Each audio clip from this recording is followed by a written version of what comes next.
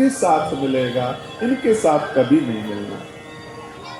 लेकिन उन संतों ने कहा, सुन नारद, घर में तेरी बूढ़ी माँ है और तू अपनी बूढ़ी माँ को छोड़कर हमारे साथ भ्रमण करेगा, तीर्थ यात्रा करेगा। तेरी कोई तीर्थ यात्रा सफल होने वाली नहीं है।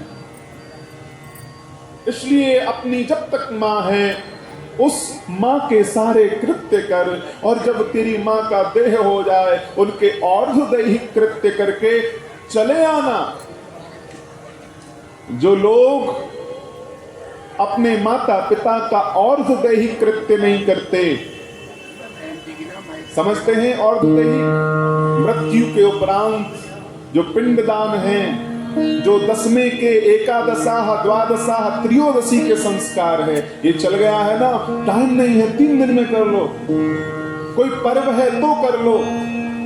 इसका कोई सिद्धांत शास्त्र में कोई वर्णन नहीं है। 13 दिन माँ बाप के लिए लोग नहीं दे पाते, और ऐसे के यहाँ ब्राह्मण भी चले जाते हैं वहां 13वीं खाने के लिए, 3 दिन में चले गए, 5 दिन में चले गए। उन सबको शास्त्र की दृष्टि से हेय कहा गया है, निंदनीय है।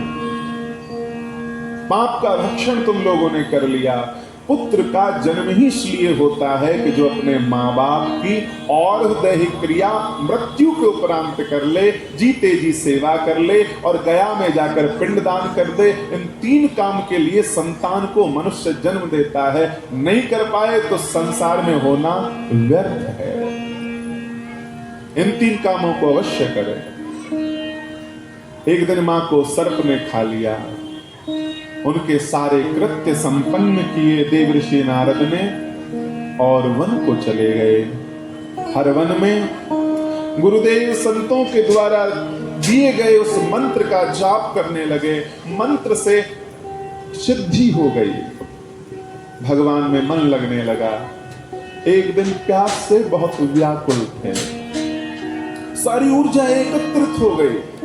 याद रखना, ऊर्जा को, फैली हुई ऊर्जा को संगठित करने का, उसको एकत्रित करने का उपाय है तुम्हारे व्रत आदि कर्म।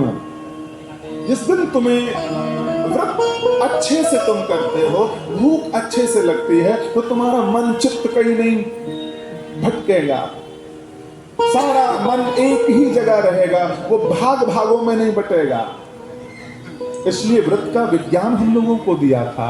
आज उस बालक ने भगवान की अच्छे से उपासना की, प्रार्थना की।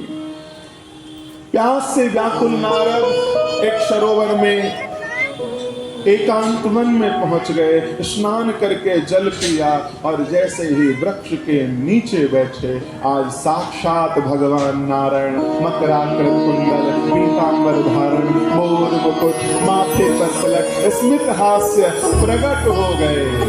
आहा, क्या आनंद मिला है। देवर्षि नारद गदगद हो गए। लेकिन अगले ही क्षण वो भगवान की छवि न रही, वो उनकी घुंघरावली अलकावली न रही, भगवान अदृश्य हो गए।